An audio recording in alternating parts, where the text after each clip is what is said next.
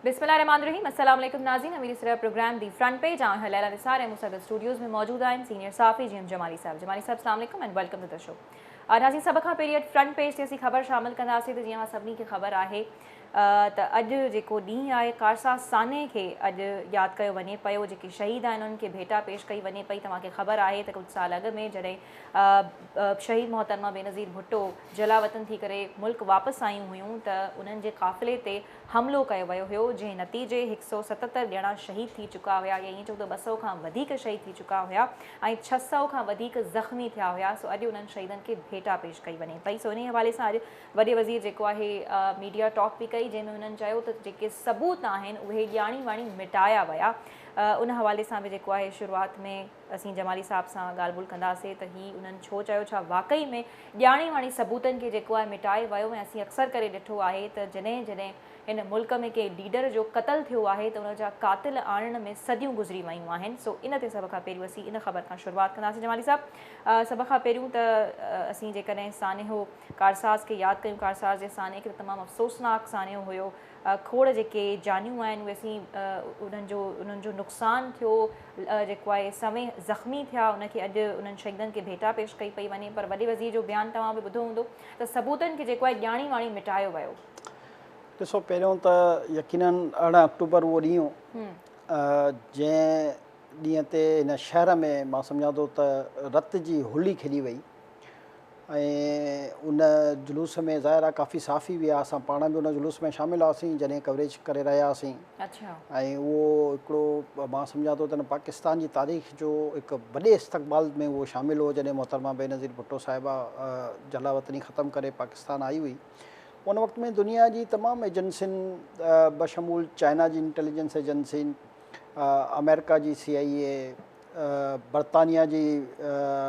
MI6, Pakistan जी तमामु एजेंसियुनि मोहतरमा बेनज़ीर भुट्टो खे इहो इंतबाह ॾियण जी कोशिशि कई त तव्हां पाकिस्तान न अचो ऐं तव्हां ते इन क़िस्म जो हमिलो थींदो। पर उन जे बावजूद बि ज़ाहिर आहे उहो शहीद ज़ुल्फ़िकार अली भुट्टे जी धीउ हुई, हिकु बहादुर लीडर हुई पाकिस्तान जी। ऐं उहा लीडर जेकी पहिरीं मुस्लिम ख़ातून हुई जेकी वज़ीर आज़म बणी, त उन सभिनी एजेंसियुनि जे इंतबाह जे बावजूद बि इहो फ़ैसिलो कयो त हू पाकिस्तान अची ऐं पंहिंजे अवाम जे दरमियान जेको आहे रहणु मुनासिबु सम्झंदी। त हू आई, बहादुरी सां आई, दिलेरी सां आई ऐं बदक़िस्मती सां कारसाज़ जे मक़ाम ते जॾहिं इहे बम धमाका थिया त उन में पीपल्स पार्टी जे जियालनि समेत साफ़ी बि शहीद थिया ऐं असांजो हिकिड़ो कैमरामैन जेको आहे उन में शहीद थियो हिकिड़े TV चैनल जो। पर अफ़सोस त अॼु बि CM इहो चयो त उन जा शवाइद मिटाया विया। त पोइ पाकिस्तान पीपल्स पार्टी जी हेतिरा साल हुकूमत रही ऐं पाकिस्तान पीपल्स पार्टी खे इहो घुरिजे आहे त पोइ उन जी तहक़ीक़ात कराइनि हा ऐं इन एॾे वॾे साने में मुलविस जेके अनासिर हुआ उन्हनि खे घटि में घटि कैफ़रे किरदार ताईं पहुचाइनि हा। जेकॾहिं शवाइद मिटाए बि विया हुआ त हिन मुल्क में शवाइद त वधि में वधि इहे ई मिटिजी सघनि था न त जेके ऑन ग्राउंड आहे। छो जो उहो त आपघाती हमला हुआ, त उहे जिन इहे हमला कया उहे त ज़ाहिर आहे उन दुनिया में न हुआ, पर उन्हनि जा पहिरां त पोइ 14-15 साल हुकूमत आहे सिंध गवर्नमेंट में पीपल्स पार्टी जी, त पोइ इन्हनि खे उन खे मंतक़ी अंजाम ताईं ज़रूरु पहुचाइणु घुरिजनि हा। छो जो सिंध जो अवाम ॼाण पियो चाहे त आख़िर उहे कहिड़ा अनासिर हुआ जिन मोहतरमा खे शहीद कयो, उहे केरु दहशतगर्द हुआ जिन हिन एशिया जी न बल्कि मां सम्झां थो दुनिया जी मक़बूल तरीन लीडर खे जेको आहे शहीद करण जी कोशिशि कई ऐं उन में 200 बेगुनाह शहरी जेके आहिनि उहे शहीद थी विया। ऐं मूंखे यादि आहे मोहतरमा बेनज़ीर भुट्टो जी दिलेरी जी इहा इंतिहा हुई त जॾहिं इहो वाक़ियो पेश आयो ऐं हिकिड़ी ॿी सिक्योरिटी हसार में हिनखे बिलावल हाउस ताईं पहुचायो वियो, पर राति जो बि हू बिलावल हाउस में कान वेठी ऐं फौरी तौर ते जेको आहे मुख़्तलिफ़ अस्पतालनि में पहुती ऐं जेके ज़ख़्मी हुया उन्हनि जी अयादत कई ऐं जेके शहीद थी चुका हुआ उन्हनि खे ॾिठो। उन खां पोइ वरी मूंखे यादि आहे त उन ॾींहुं सेकेंड डे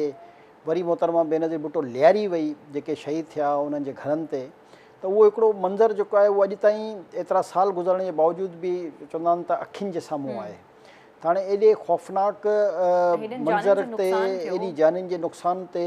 जेकॾहिं CM साहिबु रुॻो एतिरो चई छॾे त शवाहिद मिटायो विया त मां सम्झां थो इहो मुनासिबु अमल आहे ऐं सिंध गवर्नमेंट खे ऐं पाकिस्तान पीपल्स पार्टी जी सॼी क़यादत खे घुरिजे त इन वाक़े में जेके बि मुलविस अनासिर आहिनि ॾिसो जेसिताणी तव्हां इन मामले जी तह ताईं न पहुचंदा जेसिताणी तव्हां उन दहशतगर्दनि खे मंज़र आम ते न आणींदा त इन क़िस्म जा दहशतगर्दी जा वाक़िया थींदा रहंदा ऐं वरी इन पाए जा लीडर त हाणे शायदि मुश्किल ई पैदा थियनि तव्हां जेकॾहिं पूरे पाकिस्तान में जेकॾहिं अॼु असां तक़ाबुली जाइज़ो वठूं त ज़ाहिर आहे शहीद ज़ुल्फ़िकार अली भुट्टे खां पोइ मोहतरमा बेनज़ीर भुट्टो ई हिन पूरे ख़िते जी पॉपुलर लीडर हुई उन खां पोइ को अहिड़ो लीडर पैदा ई कान थियो आहे जो असां उन्हनि सां मुक़ाबिलो बि करे सघूं या उनजी का मिसाल बि ॾेई सघूं त इहो ज़रूरी आहे त मोहतरमा जी ॻाल्हि कयूं या उन खां चलो असीं थोरो पोइ ते था हलिया वञूं लियाकत अली ख़ान जी ॻाल्हि कयूं अॼु ताईं उन जा बि क़ातिल जेके आहिनि न साम्हूं आंदा विया आहिनि त जॾहिं को लीडर हिन मुल्क में क़तल थींदो आहे त उनजा क़ातिल छो न लभबा आहिनि इहो ई मसइलो आहे असांजो त असांखे यादि आहे त जॾहिं साना इहो कारसाज़ थियो हुयो त असां ज़ाहिर आहे उन ट्रकनि ते मौजूदु हुआसीं त अचानक जेको आहे शारा फैसल जूं लाइटूं जेके स्ट्रीट लाइट्स हूंदियूं आहिनि उहे बंदि थियणु शुरू थी वियूं त इन में इहो नथो थी सघे या सॼी दुनिया खे ख़बर हुई त मोहतरमा बेनज़ीर भुट्टो अचे पई ऐं उनजो इहो रैली निकिरंदी त इहो अचानक को हरू भरू लाइट्स बंदि न थी हूंदियूं ऐं उन वक़्त में ज़ाहिर आहे हिन शहर जो मेयर बि MQM जो हुयो ऐं मुशर्रफ जे हुकूमत में MQM उनजी साथारी जमात बि हुई मां नथो सम्झां त इहो चेक करणु को ॾुखियो कमु हूंदो त आख़िर उहे स्ट्रीट लाइट्स कंहिंजे हुकूमत ते बंदि थियूं जेकॾहिं शवाहिद मिटिया हूंदा त ठीकु आहे उहे जेके बम धमाकनि में मुलविस माण्हू हूंदा वधि में वधि ज़ाहिर आहे जेकॾहिं आपघाती हमला हुआ त उहे उन्हनि जो नालो निशान न मिलंदो न पर जेके डायरेक्शन ॾियण वारा हुआ जिन इहे लाइट्स बंदि करायूं ऐं हुते हिकिड़े अंधेरे जी कैफ़ियत पैदा कराई ऐं उनजो फ़ाइदो जेको वरी उन्हनि दहशतगर्दनि वरितो त ज़ाहिर आहे इहो पुछणु त को एॾो वॾो कमु न आहे इहो त आसानी सां बासानी ख़बर पइजी वेंदी त आख़िर इहे डायरेक्शन्स कंहिं ॾिनियूं हुयूं त असांजी दिली ख़्वाहिश बि आहे छो जो मोहतरमा बेनज़ीर भुट्टो सिर्फ़ु पीपल्स पार्टी जी मां सम्झां थो त लीडर न आहे पीपल्स पार्टी जे कारकुननि जी लीडर न आहे उहो पाकिस्तान जो जेको हिकिड़ो वॾो तबिको आहे जंहिंखे असां ग़ैर जानिबदार तबिको सम्झंदा आहियूं उहे सभु बि मोहतरमा बेनज़ीर भुट्टो जी सियासत में ऐं उनजे तर्ज़ अमल मां सम्झां थो त उहो उन सां काफ़ी हमदर्दी रखंदा हुआ त उन एॾी अज़ीम लीडर जो जेको आहे अञा ताईं रुॻो 2 जुमिला इहे चवणु त शवाहिद मिटायो विया इहो मुनासिबु अमल न आहे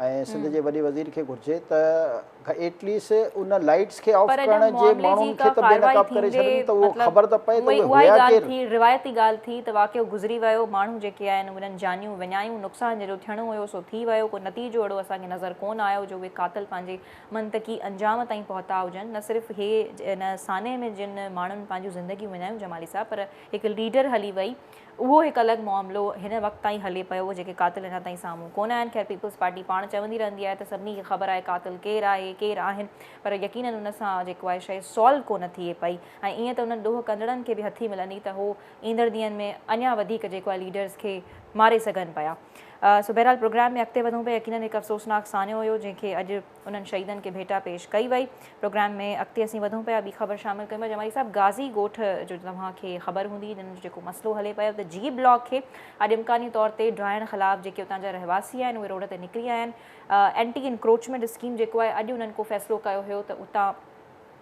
कुझु जेके ठहियल बिल्डिंग्स आहिनि उन्हनि खे ड्राइण जी कोशिशि कंदा पर जेके रहवासी आहिनि उहे रोड्स ते निकिरी आया सो हीउ मसइलो तमामु अहम आहे ॾिठो वञे त ज़ाहिर आहे उन्हनि जा हुते घर आहिनि ऐं जेकॾहिं उहे ड्राथा वञनि त ज़ाहिर आहे नुक़सानु जेको आहे उन्हनि जो ई थींदो जेके उते ऑलरेडी रिहाइश पज़ीर आहिनि उन इलाइक़े में ऐं उन्हनि घरनि में ॾिसो बदकिस्मती असांजी इहा ई आहे त हिकु त जॾहिं या त इहे जेके ॻोठ ठहनि पिया ऐं जेकॾहिं इलीगल हुआ त इन्हनि खे ठहणु न घुरिजे सही पर जॾहिं हाणे उते माण्हुनि जी आबादी थी वई आहे असां इहो ई चवंदा आहियूं त बर वक़्तु क़दम न खणण सां इन क़िस्म जा मसइला पैदा थींदा आहिनि पर जेकॾहिं असां ॿिए तरफ़ जेकॾहिं अचूं त चलो इहो गाज़ी ॻोठ में काफ़ी सिंधियुनि जी अक्सरियत आहे सिंधी हिन धरती जा वारिस आहिनि उनजे बरक्स जेकॾहिं तव्हां ॾिसो त नादरन बाईपास ॾिसो सुपर हाईवे ॾिसो सुराब ॻोठ ॾिसो बंगाली पाड़ा ॾिसो मच्छर कॉलोनी ॾिसो अफ़गान बस्तियूं ॾिसो अफ़गान कूचा ॾिसो सिंध गवर्नमेंट खे हिकिड़ी हिकमत अमली बणाइणी पवंदी त जेके पहिरियों त परॾेही हिते आबाद आहिनि जेके बिल्कुलु ई गैर मक़ामी आहिनि पहिरियों त उन्हनि जी लैंड ग्रैबिंग ऐं उन्हनि जे ख़िलाफ़ु एक्शन थियणु घुरिजे असां इहो नथा चऊं त जेकॾहिं गाज़ी ॻोठ में लैंड ग्रैबिंग आहे त उन्हनि खे असां को सपोर्ट हाँ, कयूं, पर बिल्कुलु। सवाल इहो आहे त जेकॾहिं ॿिया पर जिन हेतिरा माण्हुनि जो ॾोह न सारा आहे उन्हनि खे त एटलीस्ट हेतिरा नुक़सान सारा तो न पहुचे जेकॾहिं न, उन्हनि तव्हांजा जो कहिड़ो परॾेही कसूर आहे। अची हिते कब्ज़ा कनि था, हिते क़ीमती सरकारी ज़मीनुनि ते अची वेही था रहनि, पंहिंजूं कॉलोनियूं ठाहे था छॾनि, पंहिंजूं रियासतूं बाक़ाइदा ठाहे था छॾनि, जिते ॿियो को माण्हू उते दाख़िल नथो थी सघे, उतां क्राइम वधे थो, उतां असलो फ़राम थिए थो, उतां मंशियात फ़राम थिए थी। त अरे भाई पहिरियों तव्हां उन्हनि सभिनी जे ख़िलाफ़ त एक्शन खणो न। जॾहिं तव्हां उन्हनि सभिनी जे ख़िलाफ़ एक्शन खणी वठो त उनखां पोइ जेके इहे वीचारा लोकल्स आहिनि उन्हनि सां तव्हांखे मुज़ाकरात करणु घुरिजनि। ऐं पाकिस्तान पीपल्स पार्टी जो त नारो ई रोटी कपिड़ा मकान आहे, त मां नथो सम्झां त पाकिस्तान पीपल्स पार्टी जी क़यादत जी इन क़िस्म जी का पॉलिसी हूंदी। थी सघे थो त मक़ामी जिन माण्हुनि खे का ज़मीन अलाट थी हुजे उन्हनि जा पंहिंजा मसइला हुजनि ऐं उन में हू इंतज़ामी सपोर्ट हासिलु कंदा हुजनि। बहैसियत पीपल्स पार्टी हुकूमत ऐं सिंध हुकूमत मां नथो सम्झां त इहा का गवर्नमेंट जी पॉलिसी हूंदी,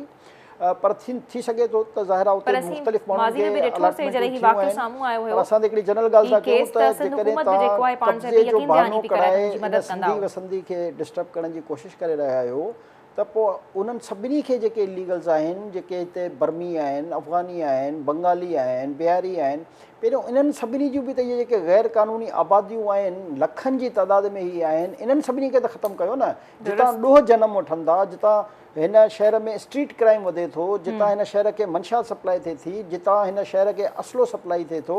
जितां इहे इन्हनि इलाइक़नि में रहंदड़ माण्हुनि जी मुख़्तलिफ़ सुपारियूं वठी ऐं माण्हुनि खे क़तल कनि था, उतां जेके इहे धाड़ा लॻनि था, जेके बैंक डकैतियूं थियनि थियूं, उहे सभु उन क़िस्म जी आबादियुनि में रहनि था, उतां इहे निकिरनि था। त पहिरियों उन्हनि सभिनी जे ख़िलाफ़ु एक्शन्स खणो, जॾहिं उहे सभु ख़तमु थी वञनि ऐं तव्हां सम्झो त हाणे पुरसुकून थी वियो आहे शहर, त पोइ तव्हां सिंधी वसंदनि जी ॻाल्हि कयो। सिंधी हिन धरती जा वारिस आहिनि। जेकॾहिं किथे माण्हू वरी तइदाद में आबाद थी विया आहिनि त पोइ प्रॉपर हिकिड़ी गवर्नमेंट पॉलिसी ठाहे उन्हनि खे रेगुलराइज़ करे, ऐं हमेशह पीपल्स पार्टी मुख़्तलिफ़ ॻोठनि खे रेगुलराइज़ कंदी रही आहे, इहा का नई ॻाल्हि कान्हे। उन में मां हरगिज़ इहो न चवंदुसि त जेकॾहिं कंहिं लैंड ग्रैबिंग कई आहे त असां उनजी का सपोर्ट कयूं, पर जेकॾहिं थी वई आहे उते हाणे सवनि जी तइदाद में हज़ारनि जी तइदाद में माण्हू आबाद आहिनि, त उन्हनि खे प्रॉपर वे आउट ॾिनो वञे, उन्हनि खे प्रॉपर, या त जॾहिं इहो थिए थो त उनजी इब्तिदाई न थियणु घुरिजे न। त पर अॻु जेको आहे इन सिंधी कंहिं बि आबादी खे त गाज़ी ॻोठ जी ॻाल्हि आहे, पर कंहिं बि सिंधी आबादी खे सां हथु चरांद करण खां अॻु में ॿिया जेके परॾेही ते गैर क़ानूनी तारकीन वतन आहिनि उन्हनि सभिनी ख़िलाफ़ एक्शन कनि। उहे जॾहिं सभु एक्शन्स थी वञनि पोइ बिस्मिल्लाह कनि ॿी तरफ़। बिल्कुलु दुरुस्त तव्हां ॻाल्हि कई त जेकॾहिं ऑलरेडी हिकु गैर क़ानूनी तौर ते शइ थी रही आहे, कब्ज़ा खोरियूं हली रहियूं आहिनि, त उन वक़्तु अखि पटणु जेको आहे तमामु लाज़िम आहे। वक़्तु जॾहिं टपी पियो वञे, माण्हू उते अची करे पंहिंजा घर वसाए वेहनि था, उन वक़्तु उन्हनि घरनि खे रहणु तमामु नुक़सानकार आहे। ज़ाहिर आहे हर कंहिंजी ज़िंदगी जेको आहे पोइ डिस्टर्ब थी वञे पई, घर हलियो वेंदो त छा बचंदो हुन वटि। पर जेकॾहिं उनखे अज़ालो ॾिनो वञे पियो जमाली साहिबु, त पोइ चलो ॿी ॻाल्हि आहे। एनीवे हिकिड़ी असीं हिते ॿी ख़बर शामिलु करे वठूं पिया जमाली साहिबु, थोरो सियासत जी तरफ़ अचूं था। त NA 237 मलीर PTI हकीम बलो जी कामयाबी खे जेको आहे चैलेंज करे छॾियो आहे, सिंध हाई कोर्ट वञण जो फ़ैसिलो करे छॾियो आहे। ऐं उन्हनि हू चवनि पिया त उते धांधली थी आहे। हिन वक़्तु ॿी ॻाल्हियूं हलनि पियूं त इमरान ख़ान साहिबु खटी करे बि जेको आहे हाराए विया आहिनि। ॾिसो, तव्हांखे यादि हूंदो त असां चयोसीं पहिरियों बि त इमरान ख़ान साहिबु सिर्फ़ु हिकु ज़ाती अनापरस्त इंसानु आहे। अच्छा। ऐं PTI त एस का पार्टी कान्हे, PTI इमरान ख़ान आहे। तव्हां जेकॾहिं ॿियनि पार्टियुनि जो मिसाल वठो त उन्हनि जी तव्हांखे हिकिड़ी हिस्ट्री मिलंदी त हिकु लीडर खां पोइ ॿियो लीडर, ॿिए लीडर खां पोइ टियों लीडर। पर हिन पार्टी ऐं MQM में इहो साॻियो तव्हांखे फ़र्क़ु नज़र ईंदो त MQM बि सवाइ अल्ताफ़ हुसैन जे उहा का पार्टी कान्हे। अहिड़े तरीक़े सां PTI बि जेको आहे उहो सवाइ इमरान ख़ान जे का पार्टी कान्हे। हाणे हिते इमरान ख़ान चाहे थो त सॼे मुल्क में जॾहिं जितां बि इलेक्शन थिए त हू पाण बीहे ऐं रुॻो उहो ई खटे ऐं को ॿियो न खटे, हुनजो मदे मुक़ाबिल ई को न हुजे, छो जो हुनजी सोच ई कुझु इन क़िस्म जी आहे त जेका इलेक्शन कमीशन जेकॾहिं 6 सीटुनि तां पाण खटियो आहे त पोइ त ठीकु आहे, जेकॾहिं कंहिं सीट तां हाराए वियो आहे त पोइ इहो ग़लति आहे। हिते जेको आहे ॾिसो, अक्सरियत इमरान ख़ान सां आहे या न आहे। ज़ाहिर आहे उहो इलेक्शन में जिन माण्हुनि वोट ॾिनो आहे, बज़ाहिर पंजाब ऐं KPK में इहो नज़र आयो त उनजी अक्सरियत हुई त उन सीटूं खणियूं न। अहिड़े तरीक़े सां पर जेकॾहिं ॿिया बि इल्ज़ाम लॻाइनि था, ANP इल्ज़ाम लॻायो आहे, जमियत उलमा इस्लाम लॻायो आहे त उन्हनि KP ऐं पंजाब में जेको आहे मशीनरी जो बेदरे इस्तेमालु करे ऐं इहे सीटूं ज़ोरी खटियूं आहिनि। त जेको बि हाराईंदो आहे उहो इल्ज़ाम लॻाईंदो आहे। त इन करे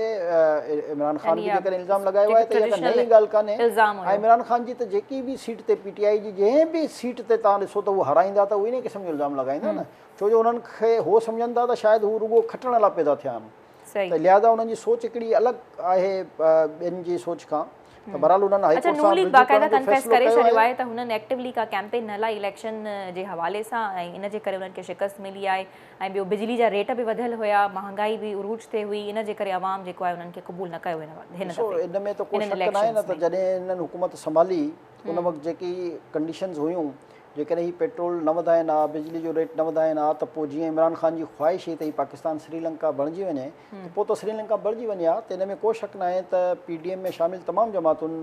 चाहे उहा मुस्लिम लीग नून हुजे,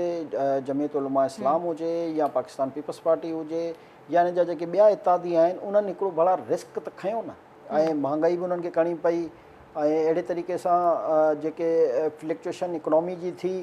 जेकॾहिं उनखे कंट्रोल करण लाइ ही थोरो सो इहा सख़्ती न कनि हा ऐं रेट न वधाइनि हा, त पोइ शायदि असां इकोनॉमी तौर ते कोलेप्स थी वञूं हा। ऐं पोइ जीअं इमरान ख़ान चाहे पियो त पाकिस्तान श्रीलंका बणिजे, ऐं उनजी सॼी सोशल मीडिया जी जेकी कैंपेन हुई उन ते ई लॻल हुई त पाकिस्तान श्रीलंका पियो बणिजे, पाकिस्तान श्रीलंका पियो बणिजे, पर अल्हम्दुलिल्लाह पाकिस्तान श्रीलंका जेको आहे न बणियो, पाकिस्तान जेको आहे अॼु बि पंहिंजे पेरनि ते बीठो आहे। बाक़ी इहे जेके एग्रीमेंट्स IMF जा हुआ उहे बि हिननि जा थियल हुआ, उहे बि हाणे रीशेड्यूल थियण जी इतला त कुझु मौसूल थियूं आहिनि, ऐं उन लाइ हुकूमत ऐं ख़ासि तौर ते नून लीग जेको आहे इन में को शक न आहे त उन वॾी कुर्बानी ॾिनी आहे। अच्छा। ऐं हुन पंहिंजा सम्झो त इनफैक्ट नून लीग त इहो बि चवे पई जमाली साहब त उन्हनि खे को फ़र्क़ु न पियो पवे हिन इलेक्शन में, जेकॾहिं उन्हनि हारायो आहे त हू चवनि पिया उन्हनि जो टारगेट इहो आहे त हू डॉलर खे हेठि आणनि, ऐं कॉन्फिडेंस शो कनि पिया, पाण कॉन्फिडेंट बि नज़र अचनि पिया त हू डॉलर खे 200 खां हेठि आणणु वञनि पिया। ॾिसो इहो ई आहे त जॾहिं तव्हांजे मुल्क जी इकोनॉमी थींदी आहे, सियासी सभु जलसा जुलूस इलेक्शन्स तॾहिं थींदा आहिनि जॾहिं तव्हांजो मुल्क इकोनॉमी तौर ते स्टेबल थींदो आहे। मुल्क बचंदो त पोइ इहा सियासत बि रहंदी न। असांखे त इमरान ख़ान खे त काई शइ हज़म कान थी थिए न, हुन खां त इहो बि हज़म नथो थिए त इहो डॉलर जेको आहे हेठि छो पियो अचे। हुनजो त पूरो बस इहो ई आहे त कंहिं तरीक़े सां हिन मुल्क में अफ़रा तफ़री फैलिजी वञे, हिन मुल्क में जेको आहे पाकिस्तान हक़ीक़तनि श्रीलंका बणिजी वञे, डिफॉल्ट थी वञे। हुन जा जेके क़दम आहिनि, तव्हां ॾिसो न जेकी हाणे इंक्वायरी शुरू थी आहे, FIA कई आहे, उहा इंक्वायरी त इहा ई आहे न त ही IMF सां कयल डील खे कंहिं तरीक़े सां सबोताज़ पिया करणु चाहिनि, ऐं जेकॾहिं IMF जी उहा डील सबोताज़ ख़ुदा न ख़ास्ता थी वञे हा त यकीनन पाकिस्तान जी इकोनॉमी खे वॾो धकु रसे हा। त हाणे उन में ज़ाहिर आहे जेकी हुकूमत हुई उन जेको पंहिंजे विजन जे मुताबिक़ कुझु अहिड़ा क़दम खयां जंहिंसां सियासी तौर ते उन्हनि सभिनी जमातुनि खे नुक़सानु थियो आहे अवाम में, छो जो अवाम जेको आहे असांजो जज़्बाती आहे, हू जेकॾहिं पुराणे रेट्स ऐं इमरान ख़ान जी पोणा 4 साल जी हुकूमतनि जा रेट्स खे कंपेयर करे त उनखे ॻाल्हि सम्झ में अची वञे। पर मसइलो इहो आहे त हिते छो जो सोशल मीडिया जी हिकिड़ी कूड़ ॻाल्हाइण जी एॾी वॾी मुहिम हली रही हुई जो इहे शयूं सेकेंडरी थी वियूं। हाणे हिते रुॻो इहा माण्हुनि खे ख़ुशी पई थिए PTI जा वर्करनि खे त डॉलर ॾिसो रोज़ महांगो थो थिए, ॾिसो महांगाई पई थिए। हाणे इन ते अफ़सोस करण जे बजाए जेको आहे इन ते हू ख़ुशियूं पिया मल्हाइनि।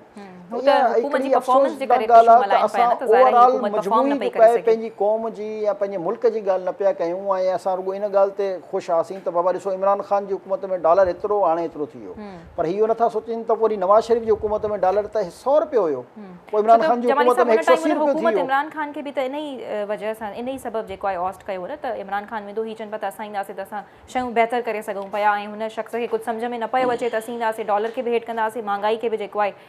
मुल्क खे स्टेबिलिटी जी तरफ़ असीं खणी वेंदासीं, ऐं मुल्क खे डिफॉल्ट करण खां बचायो आहे। बार बार हिन ॾींहं ताईं दावा कंदा को शक न आहे त जेकॾहिं अञा इमरान ख़ान खे 6-8 महीना ॿिया मिली वञनि हा त हीअ अञा हिन मुल्क जो बेड़ो गर्क करे छॾे हा। त इहो त शुक्र आहे जो हिनखे खणी अचण वारनि खे जेको आहे अहसासु थी वियो ऐं पाण न्यूट्रल थी विया, छो जो हुननि जे सिर्फ़ु न्यूट्रल थियण सां ई ख़तमु थी वियो न, त हटियो त पार्लियामेंट खां, पाकिस्तान जे आइन जे मुताबिक़ हिनखे हटायो वियो आहे न। त हाणे मसइलो इहो ई आहे न त हीउ चाहे थो त जेकी इस्टेब्लिशमेंट ऐं तमामु रियासती इदारा आहिनि उहे बसि इमरान ख़ान खे ई हिन मुल्क में मुंतख़िब कराइनि। त हाणे ॾिसो हर शइ जी हिकिड़ी बर्दाश्त जी हद हूंदी आहे। हिन असांजी ख़ारजा पॉलिसी खे नुक़सानु पहुचायो, पाकिस्तान जी इकोनॉमी खे नुक़सानु पहुचायो, पाकिस्तान जे अवाम में जंहिं बदतमीज़ी बदतहज़ीबी जो हिन बुनियादु विधो आहे उन खे कढणु केॾो मुश्किल आहे। हाणे त तव्हां ॾिसो न वॉशिंगटन एयरपोर्ट में या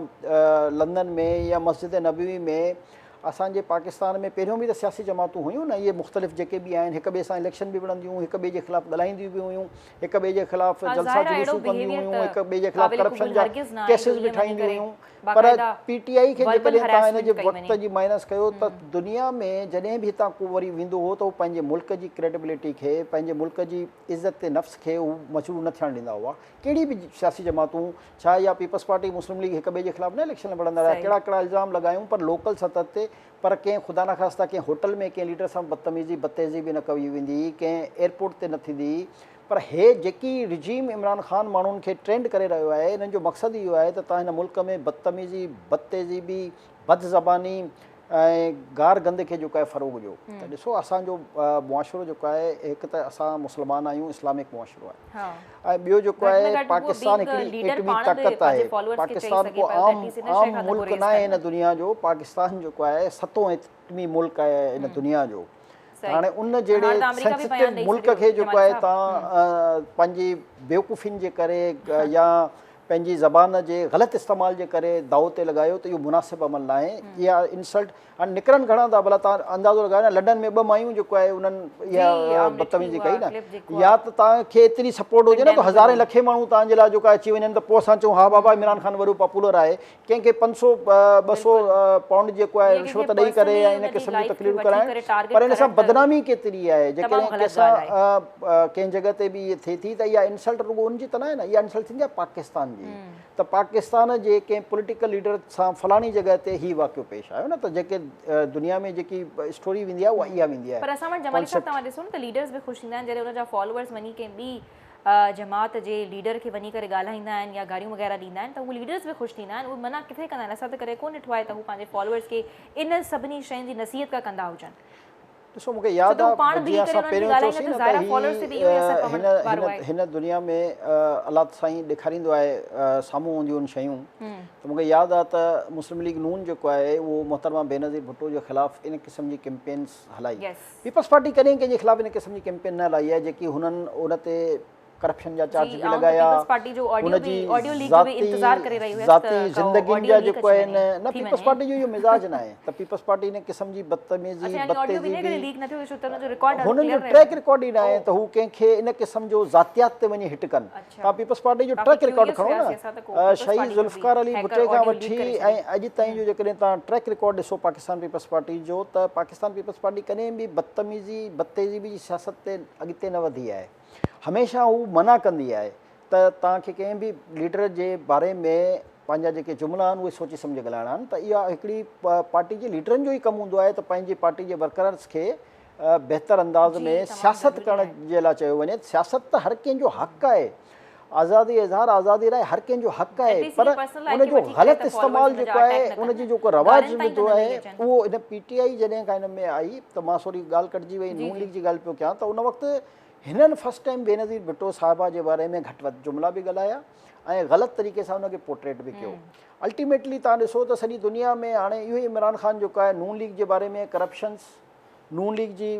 मरियम नवाज़ या हिननि जी फैमिलीज़ जे बारे में घटि वधि ॻाल्हाइण, त इहो मकाफ़ा ते अमल बि थियो आहे हिननि सां। त इन करे जेको आहे चयो वेंदो आहे त भई तव्हां सियासत नज़रियाती बुनियाद ते कयो, पंहिंजे उसूलनि जी बुनियाद ते कयो, पंहिंजी आवाम जी फलाह बहबूद जे लाइ जेके तव्हांजा प्रपोज़ल्स आहिनि, प्लान्स आहिनि, उन्हनि ते कयो, ज़ातियात ते न वञो। बदकिस्मती सां ही उन्हनि जी ज़ातियात ते विया हुआ ऐं अॼु जेको आहे हिकु हिकु करे उहे शयूं उन्हनि सां थी रहियूं आहिनि जेके ग़लति आहिनि। असां उनजे ख़िलाफ़ आहियूं। असां पहिरियों बि चयोसीं त जेकॾहिं नून लीग वारा कंदा जुमिला, हिननि जा पार्लियामेंटेरियन असेंबलियुनि में बि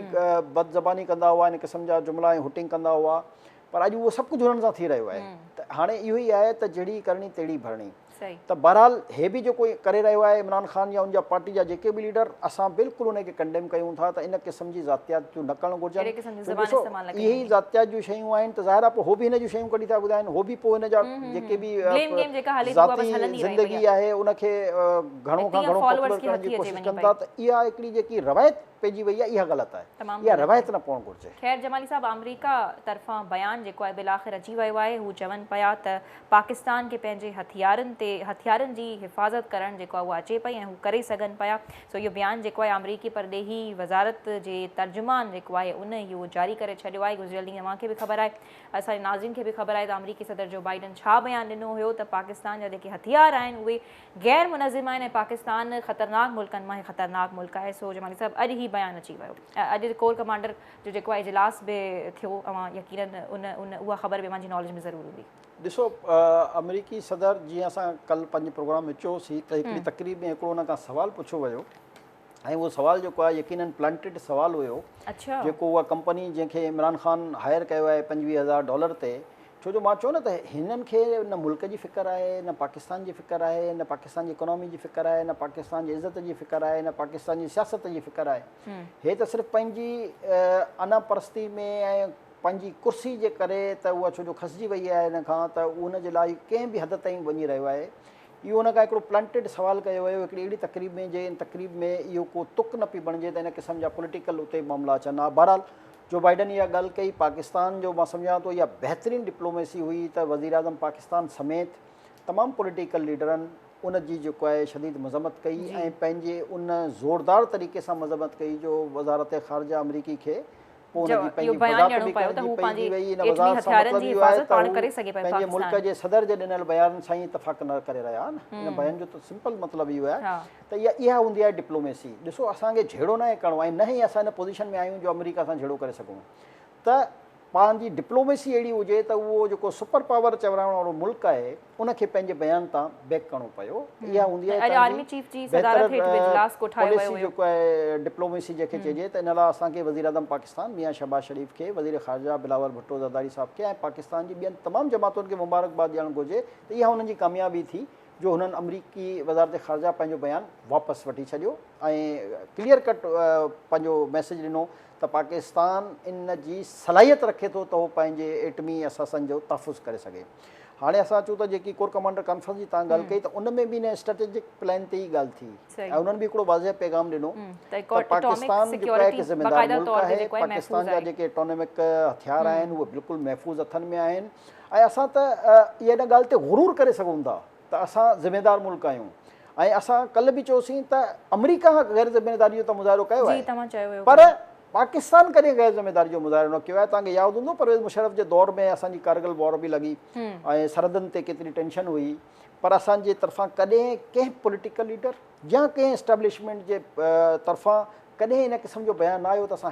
एटमी हथियार इस्तेमालु कंदासीं, छो जो उनजी तबाही जे बारे में सभिनी खे ख़बर आहे। सभु सम्झनि था त जेकॾहिं ख़ुदा न ख़ास्ता इहो इस्तेमालु थिया त उनजी तबाही जा जेके रेपकशन्स हूंदा उहे सदियुनि ताईं हूंदा। तव्हां अॼु बि ॾिसो त जापान ते जेकॾहिं हमिलो कयो अमरीका त उनजा रेपकशन्स हेतिरा साल गुज़रण जे बावजूदु अञा ताईं उहे बरक़रार आहिनि। त हाणे उते ज़िंदगी वरी मुश्किल सां हाणे शायदि नॉर्मल थियणु शुरू थी आहे। त इन क़िस्म जा हथियार इस्तेमालु पाकिस्तान ऐं अमेरिका जा तालुक लाॻापा जेके आहिनि उहे बहितर थींदे नज़र अचनि पिया, छो त हिकु ॾींहुं असीं बयानु ॾिठोसीं आयो ऐं ॿिए टे ॾींहं ते जेको आहे हीउ बयानु हुनजे तर्जुमान पारां साम्हूं अची वियो आहे। पर तव्हांजे साम्हूं आहे न त जेकॾहिं हुनजे सदर हिकिड़ो बयानु ॾिनो त फौरन ई हुननि जे तरफ़ खां बि हिकु रिस्पॉन्स अची वियो, हुननि रिएक्ट कयो ऐं हुनजो रिस्पॉन्स आयो आहे। त पाकिस्तान जे रिएक्शन खां पोइ हुननि पंहिंजो बयानु वापसि यानी त हुन बयान जी सम्झो हुननि तरदीदी करे छॾी न त हुननि जो ही मतिलबु हुयो असल में हुननि जो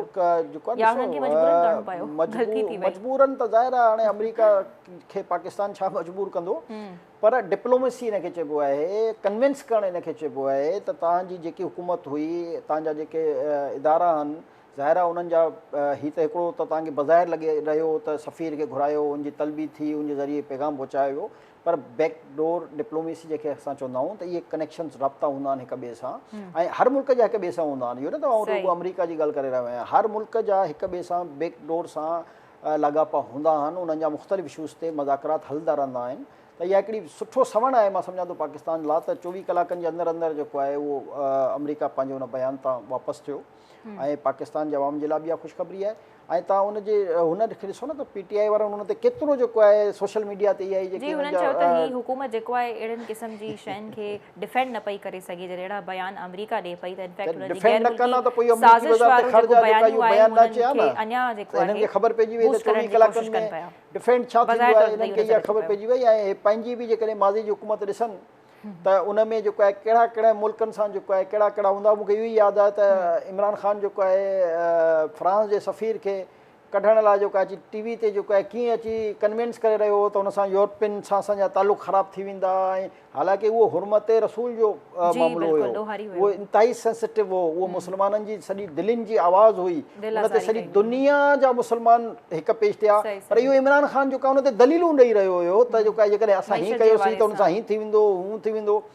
ॾिसो जॾहिं उन हस्ती जी ॻाल्हि आहे त पोइ दलील न हूंदी आहे ही जेकी मामूली हिकिड़ी ॻाल्हि हुई इन ते तव्हां दलील बि ॾींदा हिनखे सम्झाईंदा बि कन्फर्ट बि कंदा ॻाल्हि बि कंदा हू जेको मामिलो हुयो उहो असांजो मां सम्झां थो ज़िंदगी ऐं मौत खां बि वधीक मसइलो हुयो त उन ते त ही कंप्रोमाइज़ करे पियो ऐं उन लाइ टीवी ते अची प्रेस कॉन्फ्रेंसूं बि करे रहियो पार्लियामेंट में बि थर थर जेको आहे ॾकी रहियो हुयो त असां जेको आहे फ्रांस माज़ी में खोड़ अहिड़नि शयुनि जी हिमायत कंदा हुआ जंहिंजे हाणे हू मुखालिफ़ ॻाल्हाए रहिया आहिनि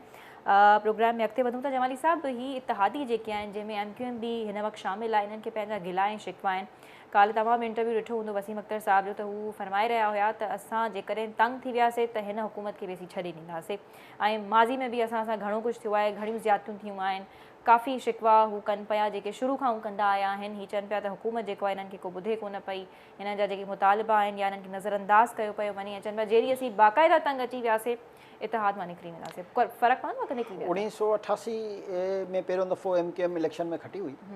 ऐं हाणे मुसलसल हाराईंदी पई 1988 खां पोइ जेको आहे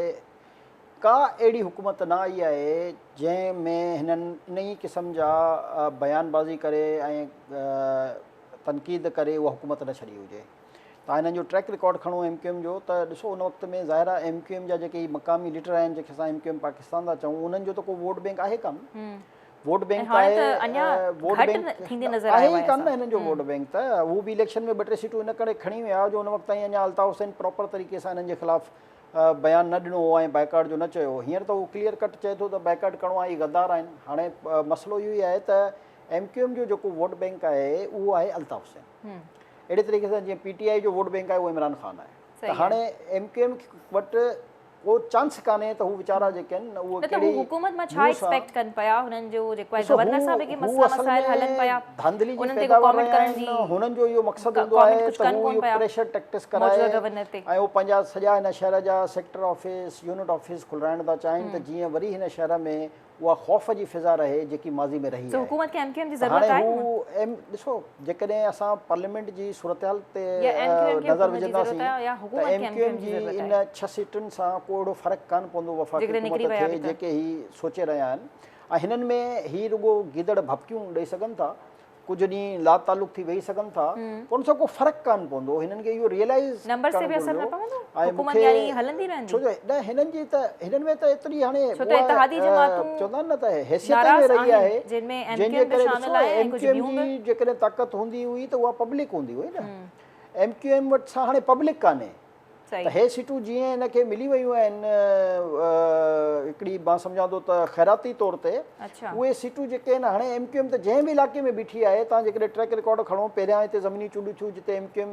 जा उम्मीदवार हूंदा हुआ उते बि PTI खटी विया आहिनि हिननि खां त कराची जा जेके अवाम आहे उहो 70% त बाइकॉट ते हुयो न जो अल्ताफ़ हुसैन उन्हनि खे चई छॾियो हुयो बाक़ी जेको इहो 30% निकितो आहे उन में ज़ाहिर आहे उर्दू ॻाल्हाइण खां अलावा जेके ॿियनि क़ौमुनि जा माण्हू हुआ ख़ासि तौर ते हिन में पठान तबिको जेको आहे उन जेको आहे जेके हिननि इमरान ख़ान खे सपोर्ट कई आहे त हाणे मसइलो इहो ई आहे त हिते थ्योरी जेके आहिनि उहे हिकिड़ी आम शहर में थी चुकी आहे त MQM शायदि सोचे रही आहे त जीअं माज़ी में उन्हनि वटि पूरो शहर खे उहे यरगमाल बणाए छॾींदा हुआ ऐं हिकिड़ी हड़ताल चई हिन शहर खे बंदि कराईंदा हुआ 200 गाॾियूं जेको आहे हिकिड़े हिकिड़े ॾींहं में हिन में शहर में सड़ंदियूं हुयूं हिन जा सेक्टर ऐं यूनिट ऑफिस जेके आहिनि उहे मक़तल गाहूं बणियल हुयूं त हीअ इहो सोचे रहिया आहिनि त शायदि असां वरी उन ई तरीक़े सां उन पावर में ईंदासीं त इहा हिननि जी ग़लतफ़हमी आहे Sindh government law and order ते मां नथो सम्झां त कंहिं बि सतह ते कंप्रोमाइज़ कंदी न ई जेके ॿिया रियासती इदारा आहिनि उहे कंदा छो जो हीउ शहर मुआशी हब आहे असांजो पाकिस्तान जो हिन शहर खे डिस्टेबलाइज़ थियण जो मतिलबु आहे मुल्क खे डिस्टेबलाइज़ करणु जेके आहिनि मुलतवी थी वियूं आहिनि